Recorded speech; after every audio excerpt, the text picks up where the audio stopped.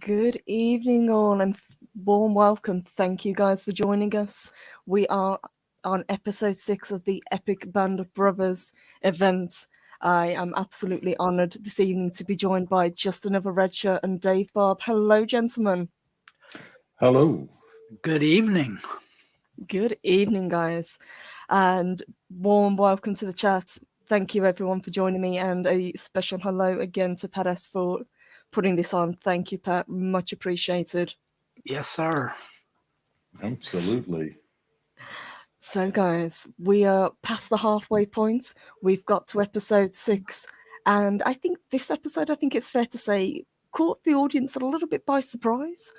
I think a lot of people were expecting them to really focus on the Battle of the Bulge. It was going to be a much more intense episode, but what we got was a more somber, reflective episode, and it really brought the role of the medic, Eugene Rowe, into the forefront with this episode, and it's really his story throughout.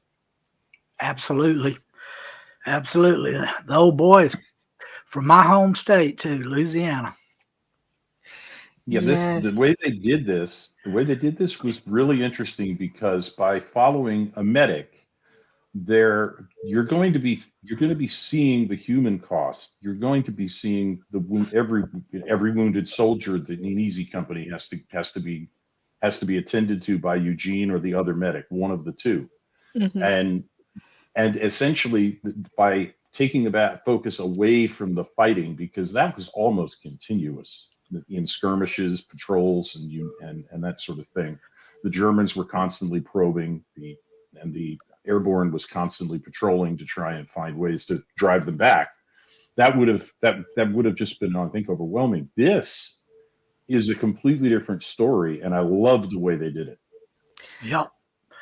No aid station. I mean, just two medics taking care of that whole area. Yes. Absolutely astounding. And two desperate medics as well, because that's pretty much the story as we go through the episode. They are so desperate for supplies. It's not just the regular army that is down on ammo and food. Our medics just have absolutely nothing left. There's no aid station. There's no surgeon. It's, as you say, just these two guys trying to do their best. Running around scrounging.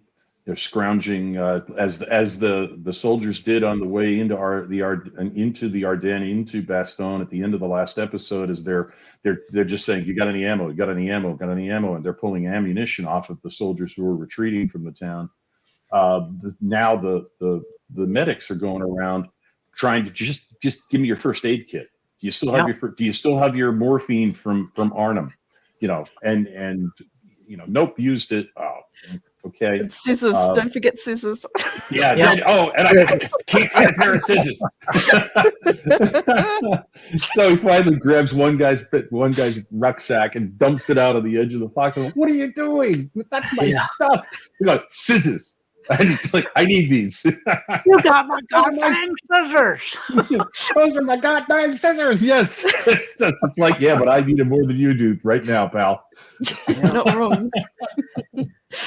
And just quickly, let me say a huge thank you to Mexican Iron Man. Thank you so much for your support. Really appreciate that. I know Joe Torre was missing something. Yes, he was. Yes. And I think this also highlights just how much Rowe cares about the men that he's trying to look after. He's not just looking after them medically. He's, Joe Toy, he gets his boots blown up and he actually goes and finds boots for him. Yeah. Yep. Even the lieutenant, with talking about, his feet and everything. And he told him, said, just loosen your boots and move around, that's what you got to do. Yeah. Yes. The medics are the guys who are allowed to move around. I mean, keep in mind, sending him back to the Regimental Aid Station, which is pictured behind me, and say, "Get a hot meal." That's not something most of the soldiers in Easy Company could be sent to do, because they needed that rifle on the line, or they needed that machine gun on the line. The medics are expected to move around the battlefield. So if you need somebody to run a quick errand, that's a good candidate for it, because they're not tied to any one position in the line. Mm-hmm. So sending him off, so he goes and gets the boots. He's out there scrounging for materials, and it makes sense. And they were kind of the couriers slash, they looked after everybody. It wasn't just that they showed up when somebody got shot or hit and yelled medic. Yeah, and you can see that Eugene definitely, he may be apart from the guys because he's not in combat with them, but he cares about them. He is definitely part of the unit, and they appreciate him. They do, absolutely. And we were talking just before we went live about he always came across, at least in this episode up until the end, as quite kind of standoffish. He didn't really want to get involved too much when the guys were sitting around, when they had a very short brief periods where they could let their guard down and relax and just chat.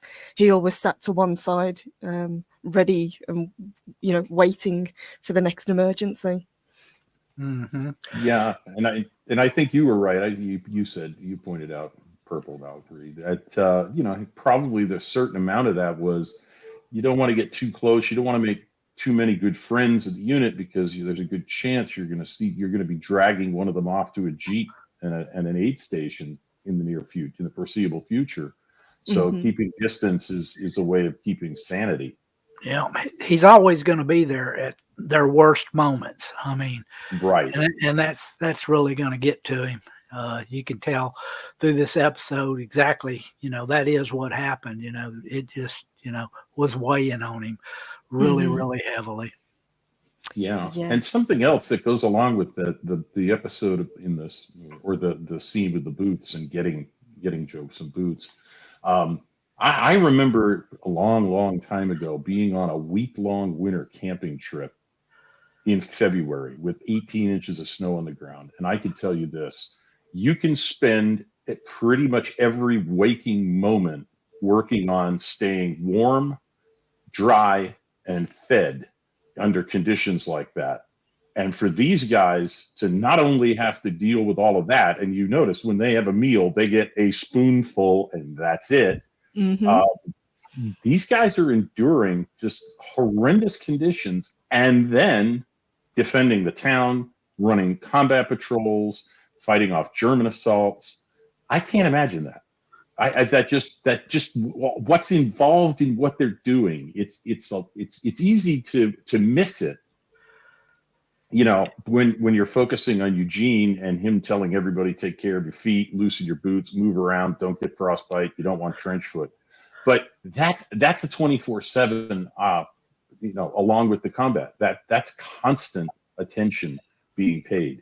Yeah. The only time you're not paying attention to things like that is when you're asleep, and you probably don't get to do that much. Well, it's like when the general showed up, and they didn't even know, they didn't even know where the lines were. They couldn't find, the people to their flank or whatever, and right. They didn't have enough men. They were, couldn't cover everything, and all the generals said was too thin. Just do it. We don't care how you do it. Just do it. Figure out a way. Yeah, they had no food, very little ammunition. They were in pretty desperate shape by this time. They were. Yes, they were obviously desperate for the airdrops, but one, the weather was against them, and two, as you say, they were under constant bombardment, so there was no way that the planes could, help them at this point. So they were on their own, and they just had to make the best of it. But as you say, because they were stretched so thin, there were huge gaps in the line.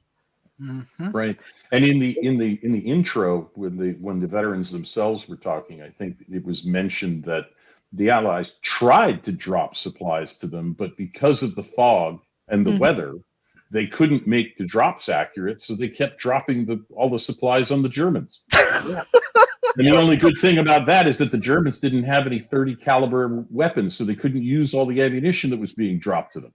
Yeah, but they were fed everything else, probably. But they ate all the food. Yeah, and all the bandages and the plasma and everything else. All the supplies, yes.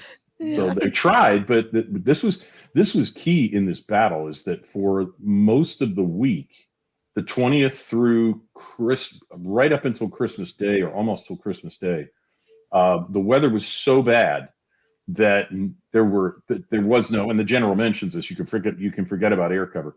They fought the vast majority of this battle without air cover. And when the weather cleared, they got their supplies, and then literally a day or two later, the relief column shows up, Patton's Third Army, and that ended the battle right there. Mm-hmm. Yeah, so this was a unique battle, because normally the Allies by this point had complete air superiority on the Western Front in Europe, and they used it effectively. So this was a throwback. This was ground forces alone for days. And it almost worked for the Germans. Yeah, it's almost going back to trench warfare, as you say. They were dug in foxholes and they were just firing across at each other and hoping to make a hit. Yeah, one of the real soldiers, one of the actual members of the 506 mentioned that the Germans had them zeroed in, and he said, "Boy, we took a shellacking."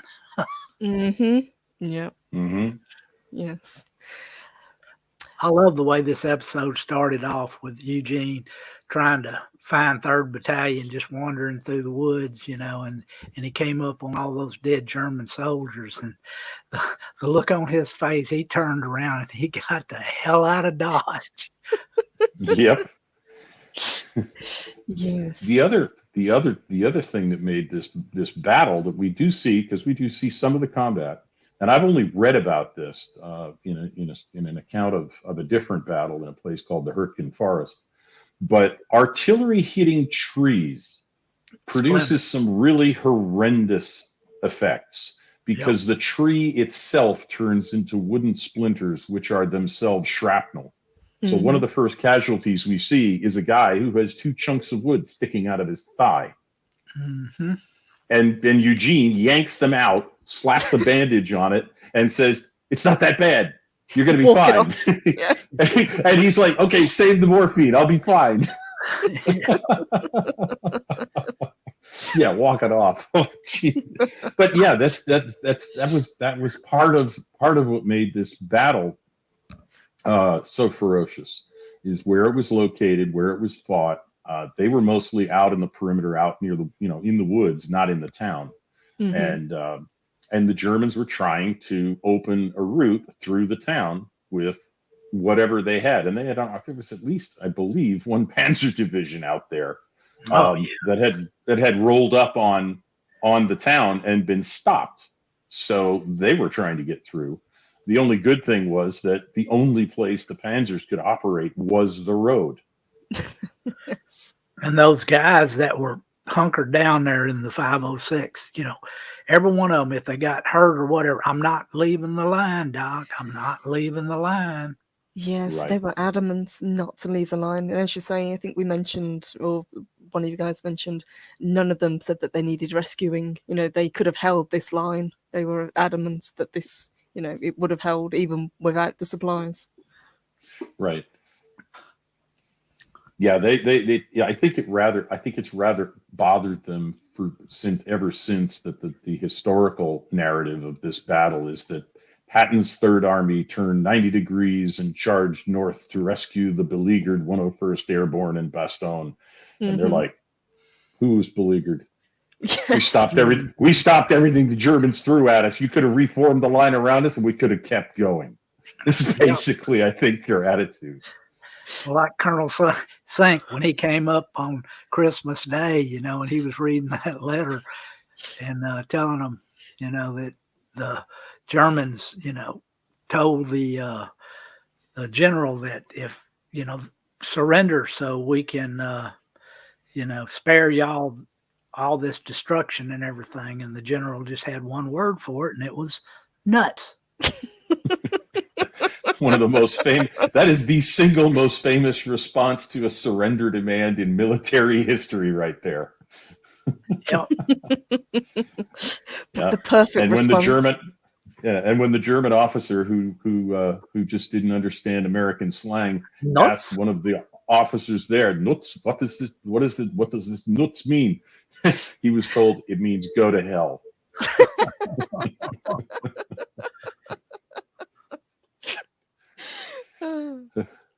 Oh my gosh, that just kind of sums up the fighting spirit that they had. They were not going to surrender this line, and I fully believe that they could have held it for as long as they needed. Once they had the supplies, yes, I think they could. After they got resupplied, they was ready to go. Yes. Yep. Round 2, as it were. Yep. We talked a little bit about the town. What did you guys think? Because as you said, it's really Rowe that's the only character that we see that's allowed to go back and forth to this town to try and scrounge supplies. And this is where he meets, he meets the nurses. He forms a kind of friendship, a bond, if you will, with one of them. Yeah. And he's appalled that this is Regimental Aid Station. It's the sign above, let's see, that side. That sign there has been put there by the Army. This is the Regimental Aid Station. So this is one level above battalion, which is one level above easy company.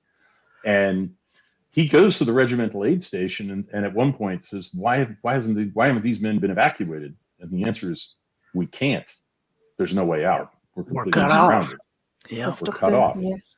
So they have to make do. He realizes, okay, we have to make do with what we have. I'm not going to get anything out of 3rd Battalion, and now I'm not going to get much of anything out of regiment. She does give him some supplies, but I don't think she gave him any plasma or any morphine.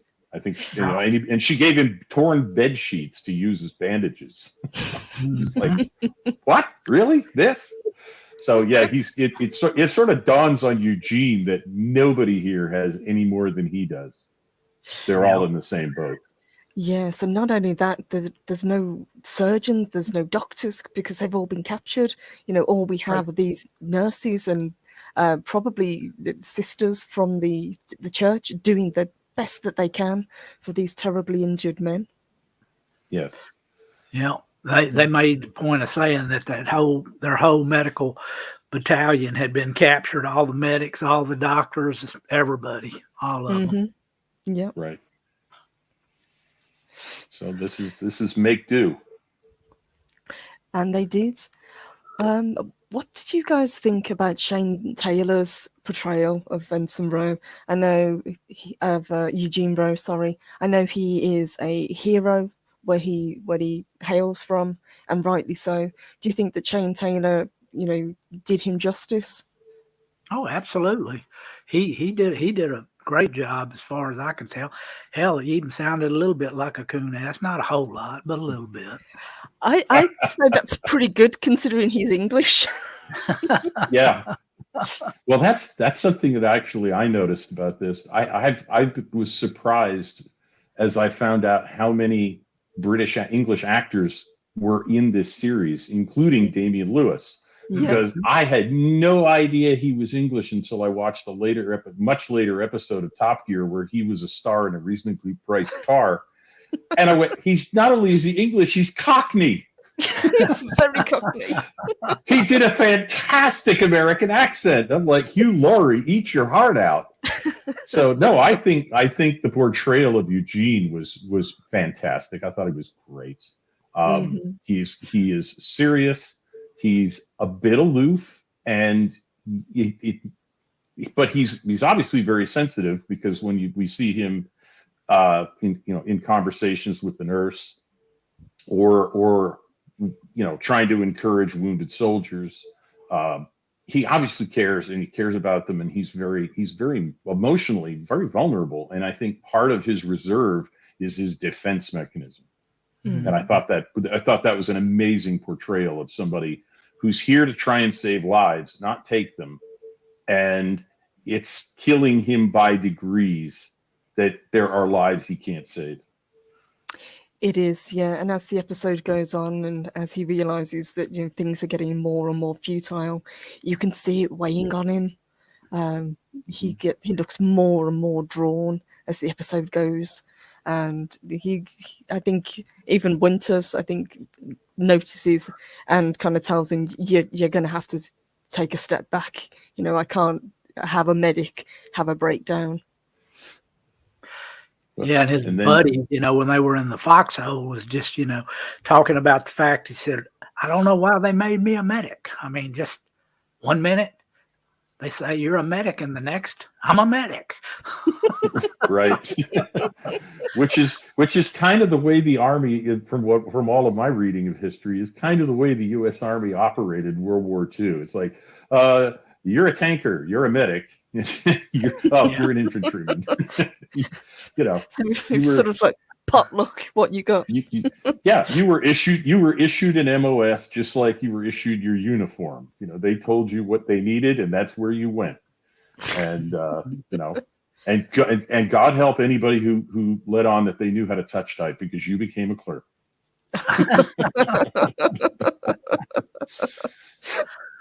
Oh, have mercy. And Winters tries to do, later in the episode, Winters tries to do Eugene a favor, noticing that this is really starting to stress him out, and he's looking haggard and drawn. He says, "Go on into town, get yourself a hot meal." Well, of course, just as he arrives in town on the vehicle he's hopped a ride with, the Germans are bombing the town of Bastogne. And I mean, there are bombs falling on the road around them as they drive towards the Regimental Aid Station. And when he gets there, he discovers it's been hit by a bomb, and the entire entrance way down to the stairs, down to where all of the patients and nurses and everybody is now just a mass of rubble. And he reaches down and picks a nurse's kerchief. We don't know for sure whether it's hers or not. But he picks up her kerchief and puts it in his pocket, and doesn't get his hot meal because they've just bombed everything to bits, and everybody's scrambling to put it back together. So he goes back to the lines, yes.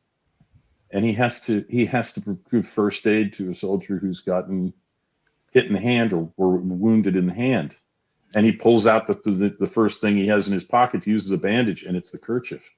And he looks at it, and you can see the wheels turning, and he's thinking, I can't use this. And he goes to put it back in his pocket, and then the expression changes, and he whips it out, tears it in half, and starts bandaging the guy's hand with it. Because there's a job to be done.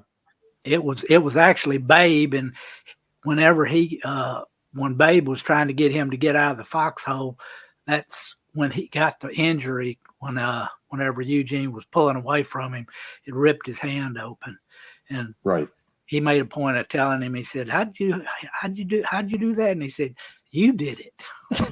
Yeah. and you see him. I mean, what I got from that was Eugene. Eugene has made a decision about. He's put Anna behind him. He's put the nurse behind him because she had a job to do and she was doing it. He has a job to do, and Babe needs his hand bandaged. So he tears it in half and he bandages Babe's hand. Yes, that scene that you were talking about where he comes upon the church and sees it bombs, it's almost like a make or break moment for him when he realizes that he's lost this person that he had a connection with. Now, we don't know for sure whether or not the two people in real life ever actually met. Renée Lemaire was a real nurse. She did indeed sadly die, but we don't know for sure whether or not she and Rowe ever met, but it's a nice thought that they did. But the lady that also was there helping, she was called Anna in the TV show, but her name was actually Augusta, and she was Congolese. And this lady survived the war. She actually lived to be 94. Yeah, it's amazing. It was a real kind of amazing story for her, and she worked incredibly hard in these field hospitals, just doing the best that she could. But as you say, that scene when he comes across it and he realizes there's nothing that he can do, and he reaches down, picks up the kerchief, and it's almost, is he going to break? And then somebody screams medic, and it snaps him back into reality, and he realizes he's got a job to do. Yep. And he can't spend any more time, mourning her, or any of the soldiers who were, in the aid station. Mm-hmm. There are people who need him, and they need him now. Absolutely. It's like we were saying, it's a very interesting take on it, to have it from this perspective, and the fact that they actually, were pretty accurate in all of this. I mean, they did a really good job historically on the accuracy and everything, and how it was going on during the time, and the horrors, that they saw back at that aid station with no supplies. Mm-hmm. And having to treat all those wounded men, just basically giving them a shot of whiskey, and just mostly Bandage just them up watching and them die. Yeah. Just hope for the best. Yeah. Yeah. Do you think, I know a lot of people have said, especially the critics at the time, that this episode kind of took them by surprise, because I think they were expecting, as we were saying, it to be all about, war, and this was a very, it kind of slowed the plot down, but I think we needed it, especially with episode 7 coming up. I think we just needed this kind of break to kind of reflect on what the characters are actually going through. Do you think that's why this episode works so well? Absolutely. I definitely think it is. As I said, if you tried to catalog all of the fighting that went on for 5 days around Bastogne, you'd lose track of it. I mean, from a movie, from the point of view of a storyteller or a movie maker, that would be like reading a Russian novel. There'd be too much detail, too much information, too much going on. You'd lose track of things. And that's not the way. And what I love about this is that's not the way soldiers see a battle. From everything I've ever read or been told, they see their part of it. Yep. So by focusing on Eugene, we actually got to see more of the battle of the siege of Bastogne than we would have with a Winters or Nixon or Babe or any of the individual soldiers in Easy Company, and it avoided jumping around. So I thought it was a brilliant way of giving you a picture of this 5-6 days of battle, of siege, without confusing the audience. Yeah, I would absolutely agree with that. And even though this episode is quite somber, it's quite a serious episode, there are some funny moments. Obviously, they're still on the hunt trying to find supplies, and they accidentally come across the Germans. And they fall into the foxhole with them. Fall into the foxhole with them, exactly. They have to scramble out and just leg it. Getting shot at the whole way. I don't see how that dude missed him. I mean, they were right on top of him. Yeah, they were. But surprise adrenaline, that interferes with it, with your ability to aim. But you'd think by now that both the Americans and the Germans would be pretty much ready to take a snapshot, because we've seen the soldiers, the 101st do it. So it's a bit inexplicable. I think they just got very lucky. Yeah, good thing old Shifty wasn't there.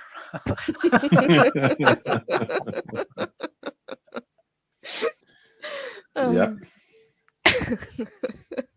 Yeah, that German wandering in on him while old Captain Winters was busting that ice out, to shave his face.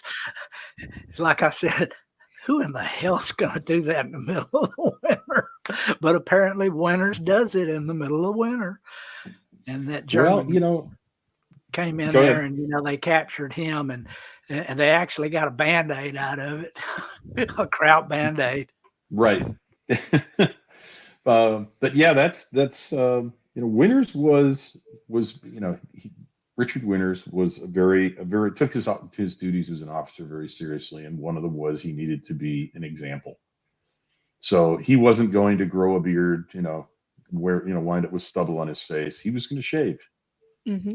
Even though it was at the personal cost of having to use ice water to soap his beard with, but he was going to do it, and that's we've seen that from him all the way through. He understands that he's there to lead the men, not control them or drive them. And it's been discussed on previous episodes. Sobel may have been a fantastic officer for training, but he was a walking disaster of a leader. He was a trainer. He's not a leader. Right. And Richard Winters, in a small, quiet moment, is showing you leadership there. He's shaving so that he looks good, and the men know that he's taking care of himself, and he's presenting a good image. So if he has to go report to the general, which he does, he's going to look good, and he's going to represent Easy Company as the commander of Easy Company, and he's going to look good. Keeping up appearances, as we would exactly. say. Yes. Exactly. Yes. Actually, Winters, by this time, he was in divisional headquarters, and poor Easy. They always got those shit officers as company commanders. Yeah. That was another running joke throughout the episode. Where's Dyke? Yeah. Where's Dyke? Try back at divisional Check battalion. headquarters. Check battalion headquarters. Check Paris. Yeah, right. Yeah, actually, Easy Company probably only had a really good CO in Winters, and then he got promoted, and they wound up with people like Lieutenant Dyke. Well, where's go ahead. I was just going to say, it not in this episode, but I think it's next episode you find out that they finally get a decent commander. Yeah. Wasn't it Dyke? It must have been when the two medics are comparing notes and seeing what pooling their resources. It's Dyke who marches up and goes, "Two medics in the same hole. What happens if you two get hit?" And then Sergeant shows up and he just barks at the sergeant, "Where's my foxhole?" And I'm like, "Oh, that's right. You don't dig your own foxhole, do you?" Of course not. You must have missed it on your way in. Yes. Yes. Oh, it's back leads here. Him back. Yes. You're a bit close to the front here. Yes. Yeah. Walk this way. Yes. Oh. Yeah. But I did like that. Yeah. In just a few encounters, we get a picture of Lieutenant Dyke, and it's not a pretty one. Where's my foxhole? Exactly. But at least they do manage to get something out of him. They do manage to get some medical supplies. Right. And then he says to Rowe, "What happens if I get hit?" And Rowe's like, "Well, I'll be here." Yeah, I'll be there. And then the bravado. The bravado comes out. I don't plan on being hit. Yeah. That's because you're never near anyone firing. Yes. Yes, we won't comment on that, sir. Yeah, that patrol that went out where they lost, I can't remember the guy's name. But anyhow, when they lost him, and the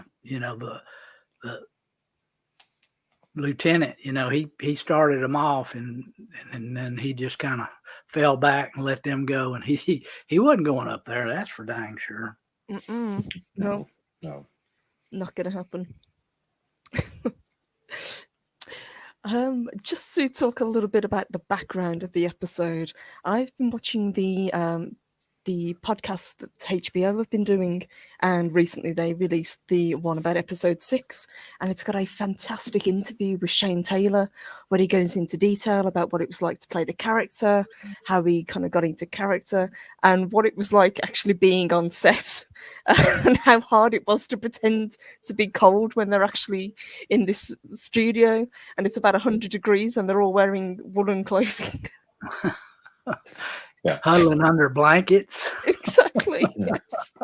They must have kept the makeup people very busy, wiping their faces off from the sweat and powdering them so they didn't shine under the lights. Because I'd be at 100 degrees. In clothes like that, I'd be melting. You take one look at me and go, he's not freezing to death. He's dying of heat stroke. Red in the face, and it ain't from the cold. Exactly. Yeah. We were talking a little bit about how fantastic it looked, though, how realistic the snow was. I mean, you think that this show was done 20 years ago, and it looks brilliant. It looks so real. The trees look real, even though they're fiberglass and they're designed to split apart when they explode. Yeah, snow is a tough one, actually, from what I've read in making a movie. Snow is a particularly difficult effect. Falling snow lying on the ground. They actually had one scene with a fairly close shot of two soldiers in a foxhole talking, and you can see just sort of ice crystals floating, swirling around in the air, like really fine snow. And it's the air is so still and the snow is so fine. It's not just falling down. It's just sort of floating around and drifting down. And they did all these different types of effects for, a battle that was in one of the coldest winters Europe had seen in decades. 1944 was 44, 45. So the cold was brutal. The snow was near constant, and that's why the Germans chose this. This worked for the Germans' favor, because the weather was definitely on the German side as long as this overcast and these snowstorms occurred. And they did a fantastic job of making it look like that. I mean, I would have believed that they found a piece of woods to film in. I would not have believed that they built this entire thing in a soundstage, which apparently they did. Yeah, it looks incredible. And as you say, if you go back to the interviews at the beginning of the episode, one of the gentlemen saying he's never felt cold like this. Even on really cold nights, it immediately takes him back to that time. It's nothing he ever wants to relive again. But they were not only down on ammunition and food and supplies, they didn't have the correct winter clothes either. No. They didn't have their field jackets or anything. They went out there pretty much with their summer gear. Mm-hmm. Yep. Yes. Yep. And it was one of the coldest winters in, I won't say history, but in a very long time. Yes. I did know. Sorry. No. I did notice that when the general showed up to read General McAuliffe's reply to the Germans, he was wearing a really nice warm field coat. Yep. Wonder where he got that. Yes. I think RHIP, rank hath its privileges, it applies there. I was also going to say, because how close they were to the line, they couldn't really light fires either, because it just would have been a beacon for the Germans. Well, so they actually did. You saw what happened. Yeah, exactly.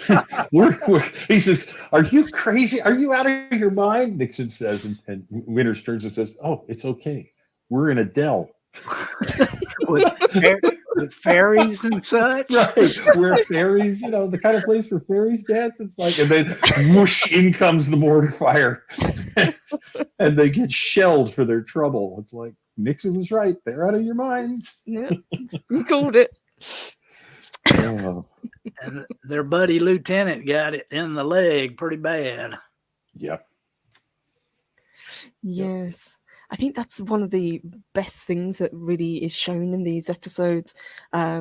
It's not for the squeamish, but they really don't hold back when it's in portraying, how these gentlemen got wounded, what they went through.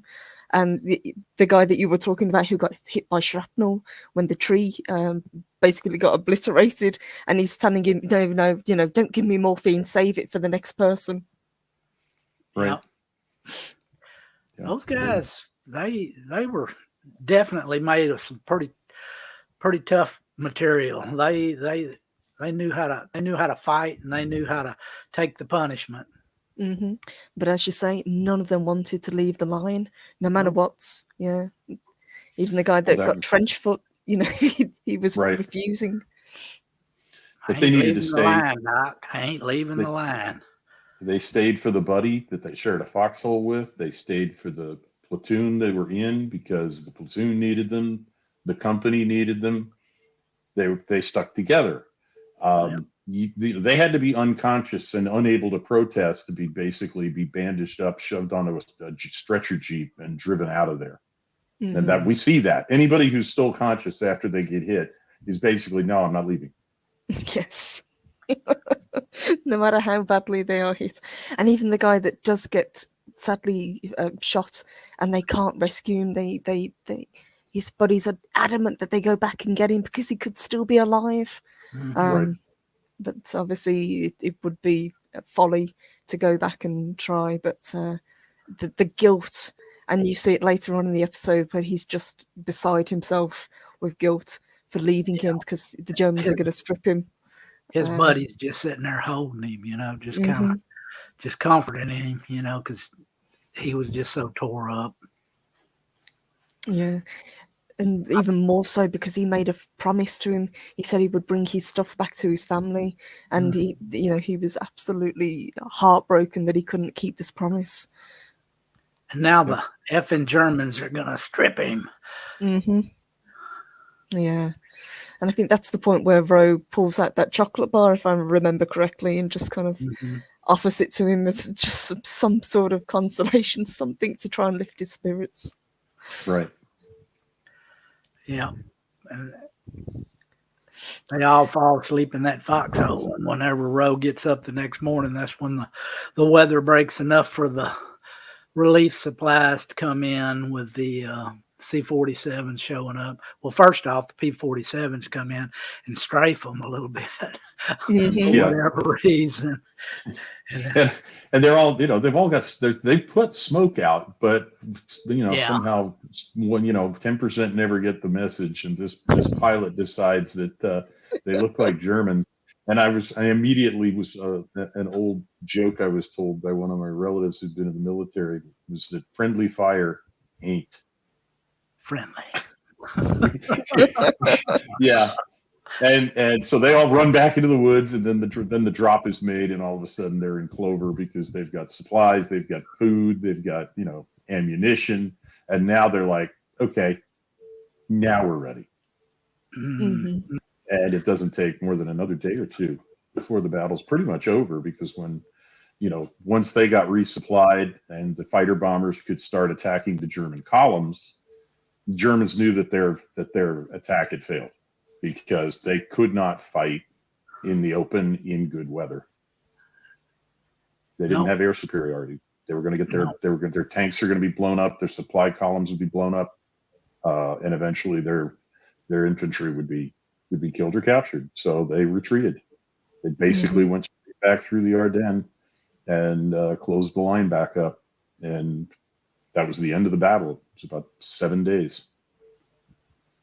Yes, but I bet it felt a heck of a lot longer to the guys. Yeah, you see them, because they do follow, and this is the other one, by following one guy, you see him during the day, during the afternoon, during the evening, at night, through the night, get some sleep, wake up the next morning. And I had to remind myself a couple of times in the episode, it's only been 2-3 days. Mm-hmm. We're not even halfway done with the battle yet. And it felt like a lot longer. Yeah, it felt like a lot longer than 6 or 7 days or 8 days, or exactly however many it was exactly. And it did, yeah. And that's another good thing. That's another good thing about the way they told this. Yes, you don't quite realize just how you think it takes place a lot longer, but it's over a short space of time. And this is almost a kind of even Christmas-based episode as well, because that's the time period, and you do hear the Germans singing Christmas carols as well, which I thought was a nice touch. Yep. I just wanted to talk a little bit about Rowe, his background. So obviously Rowe was from Lafayette, Louisiana. He enlisted in 1942, if I remember correctly, and he was made a combat medic. And don't know whether he set out to take that role, but he worked extremely hard to learn his position.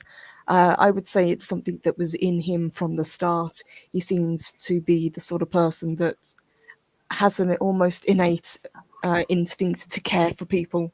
There are some people that don't make great doctors. He seemed to be a natural medic through and through. Mm-hmm. From what I understand, he didn't have much of a formal education. I think he dropped out of school when he was in elementary school. Mm-hmm. But as far as his devotion to learning his craft in the Army, yeah, he really shined in the role that he was put in. Yeah, he mentioned his to one of the other soldiers in a foxhole that his grandmother had been a healer. Mm-hmm. In the sense of a laying on of hands and removing disease and removing pain and relieving pain. And she said she prayed to God a lot to carry the pain away. And he tells the nurse there in that conversation, one of the conversations that you had as your thumbnail for this episode, Purple, mm-hmm. Tells her that, you have a gift from God. When you touch people, you calm them. That's a gift from God. And she said, it can't be a gift from God. God would never give something so painful. Yes, yeah. Yes. I disagree with her. I think she, at least portrayed in this episode, also was a natural healer, even though there isn't much she can do for them. I think one of the guys that they bring in, she just puts her hand on his head just to comfort him, and it calms mm-hmm. him, even after he's been injured. I think it's the guy that gets hit in the leg. And he says to him, "Doc, I'm in heaven." Yeah, because the nurse was there and he got a shot of whiskey. Mm-hmm. So I'd say that for Eugene, it ran in his family, mm-hmm. and I think that's why I think that's what they're telling us with those stories, with his comments. That yes, it was something he was born to do. Yes, I would agree. It was almost like he was destined to take this role, whether he knew it or not. Absolutely. One of the other things that I was going to talk about, obviously, he is, as the episode goes on, and as the next episode goes on, it shows just how much pressure he's under. And it also shows his fortitude, that he doesn't crack. He just recenters himself, refocuses, and gets on with the job. And I think that's incredibly hard to do. It is. It is because of the again, sort of what I was saying before with the environment and the strain. The stress he was under was almost unimaginable. Most people, thankfully, will never actually have to endure that sort of a thing, even for an hour, let alone a week. Mm-hmm. And he has incredible strength as a person to not break, not crack, just keep moving, keep helping, doing what he can. It's incredible. And he is a hero for it, in my book. Absolutely. And I think this is probably why this is my favorite episode. It's very hard to pick because of all the 10 episodes, there isn't a bad episode. You can sit down and watch them start to finish and enjoy every single one of them. You go on a journey with these guys and you learn about what they went through, especially with the interviews with the gentleman at the beginning and at the end. And obviously at the end of the episode, I think it's episode 10, you do actually find out who these guys are. But up until then, you have no idea who's talking, who's telling you these stories. But this episode, as we said, because it kind of slows everything down and it kicks back up again in episode 7, I think we really needed this kind of break to take a step back from the fighting and to see what these guys are going through when they're not under, constant threat, just the everyday struggles that they have to go through. Mm-hmm. Yeah, this is when they're in a battle, but they're not immediately under attack all the time, mm-hmm. and so they can't relax. There is no relaxing. There is alternating. I'll sleep. you sleep and I'll keep watch, and then I'll sleep and you keep watch. And they do that watch on watch for days. And so this slows it down, but now you get to see the strain they're under. Yeah. Mm-hmm. Constant pressure all the time. Just always, in the back of their mind, are they going to attack? It's like they said, we gain some ground and we lose some ground. And then, now we've kind of just settled in, and it's just pretty much a stalemate. Mm-hmm. Yeah, but both sides dug their heels in, and neither were willing to concede. But I think this episode portrays that brilliantly.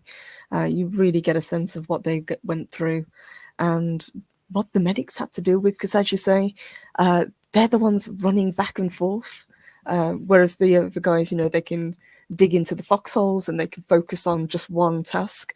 The medics are running back and forth along the line, desperately trying to do their job with little to no supplies. Eugene was actually wounded in the Market Garden campaign over there in Holland. He was wounded, and he came back to the unit, but it's not like the medics were just bulletproof. They got shot too. No, they weren't bulletproof. And while under the Geneva Convention, the Germans weren't supposed to shoot a medic, medics got shot. Oh yeah. Oh yeah. And most artillery is addressed to whom it may concern. So none of the medics were impervious to a shelling. So any time they spent moving from fighting position to fighting position when under artillery fire, they were at huge risk. Oh yeah, that's just a suggestion. That's just coming into the neighborhood. They don't know where it's going to land. Before we wrap up, what are your final thoughts on this episode? I mean, obviously we all really enjoy it. It's one of our favorites. Is this one of those ones that you would recommend to people? I think obviously we would recommend the entire show, but would you recommend this episode in particular for someone who hasn't watched it? Absolutely. Absolutely. This is, while it's a bit of a surprising way of telling the story, this is a fantastic depiction of an absolutely crucial, pivotal battle in the Battle of the Bulge, which was the last great German offensive in the West of World War II. Mm-hmm. And so if you want to understand more on a more personal level what the Battle of the Bulge meant to the Germans and the Americans, this is a fantastic episode to watch to understand what it was like for the people who fought it. Yeah. Wow, this whole series, is just a great series, one of the best of all time. This episode was actually a masterpiece of being able to tell the story around the medics of what happened and the strain that everybody was going through. Not just one or two guys. This was told through the eyes of one guy going through the whole company. They did a masterful job of it. Mm-hmm. I would agree with that. I've watched all of these episodes multiple times, and I'm obviously rewatching them for this awesome event. But the first time I watched episode 6, this is the one that really stuck with me. I liked Rowe's character when we first introduced him, when he yells at Winters for giving the guy too much morphine. I thought this is a character that I really want to learn more about, and I am so glad that they gave him the opportunity to shine in this episode and to really show how close he came to breaking, but he didn't. He, as we say, he recentered himself and he did what he needed to do. And I think that is incredibly admirable. Absolutely. And Snifflepuff, I agree. The Pacific is also a great companion series. Yeah, would highly recommend that one as well. So, guys, that was episode 6 of Band of Brothers, Bastogne. I wanted to say an incredible thank you to Just Another Red Shirt and to Dave Bob. You guys were amazing. Thank you so much for joining me. It was an honor. Thank you. Indeed. Have you got any closing thoughts before we wrap up? Just keep watching. We got 4 more episodes. We do indeed. Yeah, it was an absolute honor, and I'm so thrilled to get to have done this. We have got Golgo 13 is hosting episode 7 tomorrow. He is co-hosting with Rambling Canuck, and I believe they have a special guest as well joining them. So really looking forward to that. Again, episode 7 is Breaking Point, and it is a brilliant episode. But they're all brilliant episodes. They are. There's not a bad one, that's for sure. There isn't. No, absolutely. As I say, guys, thank you so much for joining me tonight. It was an absolute honor. And thank you to the chat for joining us as well. You guys were brilliant. I saw some amazing comments go past.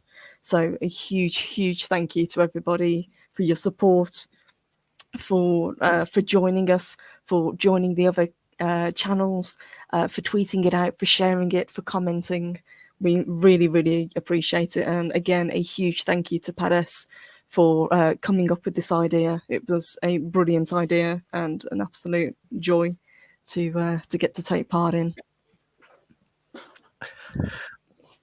Good night, folks. Y'all have a great evening. Thank you, guys. Take care, everybody.